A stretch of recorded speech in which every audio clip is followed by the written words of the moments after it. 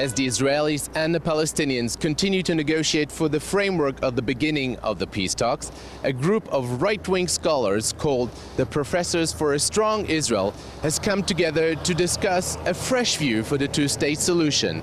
Two states for two peoples on two banks of the Jordan River. Can this be a feasible alternative? Tzipi Hotovely, who as Deputy Minister of Transportation was the highest official from the government attending the conference, admits the peace negotiations are going nowhere, so it's time to rethink the paradigm and come up with a new solution. I think our goal here is to offer alternatives to the idea of the two-state solution the way it's offered at the moment, because as we saw in the past, it didn't work. It's not going to work this time. Jerusalem, the refugees, and the borders are three issues that no Palestinian can give to the negotiation table what the Israelis can accept.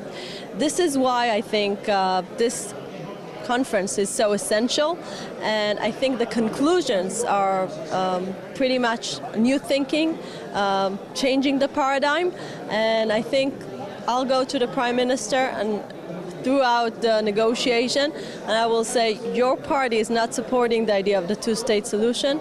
I think it's about time to rethink about alternatives. Former member of the Knesset and the force behind the conference, Professor Aryeh Eldad, says it is time to make a distinction between who is a full citizen and who is just a resident in Israel.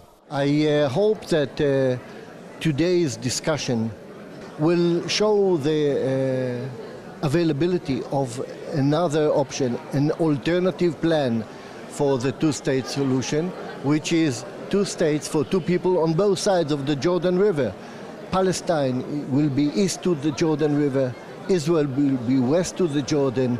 We will share and we will have differentiation between citizenship and residency. The Arabs west to the Jordan will be residents of Israel and citizens of the Palestinian state in Jordan. Dr. Mudar Zaharan, Secretary General of the New Jordan Party, claims the peace talks have become a rat race which is going nowhere. I think everyone knows by now that the so-called peace process is a rat race that's going nowhere. As a Jordanian Palestinian leader, I have a commitment towards my people's interest. So I'm here today in a time of change to represent my people and to make sure that they get the best deal and things, to be honest, in the change to come. Most of our people in the West Bank hold Jordanian passports and travel with Jordanian passports. The segregation came into existence only with King Abdullah, King Hussein's son, who started withdrawing passports and preventing Palestinians in the West Bank from going into Jordan. Nonetheless, 30,000 Palestinians still relocate to Jordan permanently every year. I'm not here to advocate Jordan as Palestine as much as to advocate that there is a coming storm in Jordan, and that's going to have a huge impact on us Jordanians and also inflame Israel's eastern borders. Now, there's an opportunity in every obstacle. If we manage to get a secular government into Jordan after the king leaves, all the opportunities are open for the best. Dr. Mordechai Nissan of the Hebrew University admits being the Oslo Accords haven't been doing what they should have. Now is the time for the leaders to start talking about a Palestinian state east of the Jordan River. The Oslo conception, I believe, is fossilized, is moribund. The idea of two states west of the river, that is, a Palestinian state west of the river, contiguous to Israel, is a political non-starter. And the fact that for 20 years it hasn't been implemented is proof of that. Therefore, the idea that Arab aspirations should be realized east of the river in Jordan is a very reasonable political option. And I think it's part of the overall drift of Palestinian migration over many decades into Jordan. And therefore, the option as such is sociologically guaranteed in history, and it becomes politically reasonable based on the fact that there is not likely to be a Palestinian state west of the river, and therefore east of the river should be where we're looking for that. Jerusalem Post columnist Yael Amishav predicts Jordan is the next country to go through its Arab Spring. Jordan is a basket case. It's on the point of having regime change any minute, and it is our goal to make it sooner rather than later. In fact, King Abdallah has a plane full of gold waiting in his compound just in case, and we wanted to make it sooner rather than later.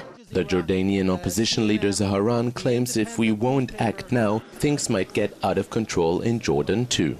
When the king of Jordan falls, and he himself believes he's going to fall, we will have the Palestinian majority of 87.7% electing a Palestinian president of Jordan, be it a Hamas president or a secular president.